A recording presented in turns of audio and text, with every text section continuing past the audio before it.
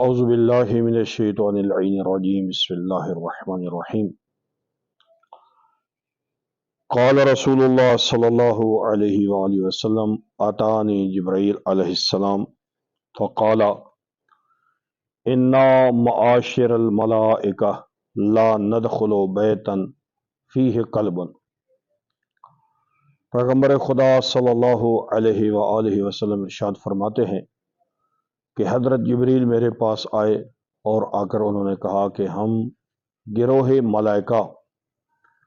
جو رحمت کے ملائکہ ہوتے ہیں اس گھر میں داخل نہیں ہوتے کہ جس میں کسی نے سگ یعنی کتا رکھا ہوا ہو، کیونکہ یہ ایک نجس العین جانور ہے جس کے جسم سے ایک اس قسم کی سمیل سی آتی ہے جس کی وجہ سے ملائکہ اس کی بدبو کی وجہ سے اور اس کی بہت بڑی نجاست کی وجہ سے اس گھر میں داخل نہیں ہوتے۔ یہ تین چیزیں ہوتی ہیں کہ جو گھر میں بے برکتی کا باعث بنتی ہیں۔ سب سے پہلی چیز کتا ہے، لہذا جو مسلمانوں کا کام نہیں ہے کتے رکھنا، ہاں البتہ وہ کہ جو سدھایا ہوا کتا ہو، شکار کے لیے ہو، اس کا رکھنا جائز ہوتا ہے، لیکن پھر بھی وہ باعث برکت نہیں ہوتا، اس لیے ایسے جانور سے گھر میں رکھنے سے اجتناب کرنا چاہیے۔ لہذا اللہ کے نبی نے ارشاد فرمایا کہ جبریل نے کہا کہ جس گھر میں کتا ہو ہم ملائکہ اس گھر میں داخل نہیں ہوتے۔ دوسری چیز ولا تمثال و جسد، اور جس گھر میں مجسمے لگے ہوئے ہوتے ہیں،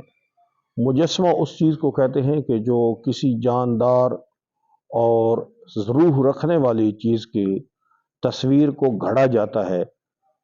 نقش و نگار کے ذریعے سے۔ ہمارے عموماً لوگ پتھروں کے مجسمے، کبوتر کے یا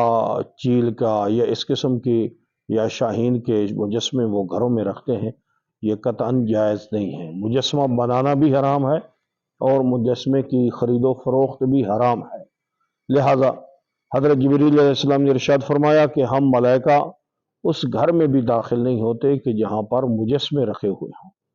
اور تیسری چیز کہ جو گھر میں بے برکتی کا باعث بنتی ہے وہ ہے کہ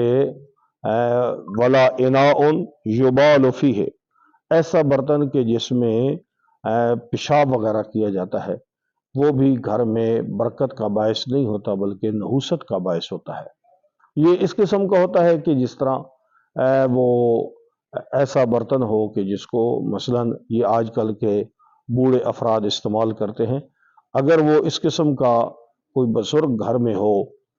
اور وہ اس قسم کا برتن اپنے رفع حاجت کے لیے استعمال کرتا ہے تو وہ اس کے فارغ ہونے کے بعد اس گندگی کو باہر پھینکنا ضروری ہے۔ اب یہ نہیں ہے کہ اگر ادھر ہی اس کو رکھ دیں تو وہ بے برکتی کا باعث بنتا ہے۔ صاف ظاہر ہے کہ وہ تو مجبوری ہے، کسی بزرگ کو وہ واش روم میں نہیں جا سکتا، وہ مثلاً اٹھنا بیٹھنے سے لاچار ہے، تو اس کے لیے وہ استعمال تو برتن کرنا پڑتا ہے، لیکن یہ ہے کہ اس کا حکم یہ ہے کہ فوری طور پر اس کو باہر پھینکا جائے، گندگی کو اس کو گھر میں نہ رکھا جائے۔ گھر میں رکھا جائے تو یہ برکت کا باعث نہیں ہوتا بلکہ نحوست کا باعث ہوتا ہے، اور رحمت کے فرشتے اس گھر میں داخل نہیں ہوتے۔ لہذا یہ تین چیزیں ہیں کہ جو انسان کے لیے گھر میں خیر و برکت کا سبب نہیں ہے بلکہ نحوست کا سبب ہوتی ہے۔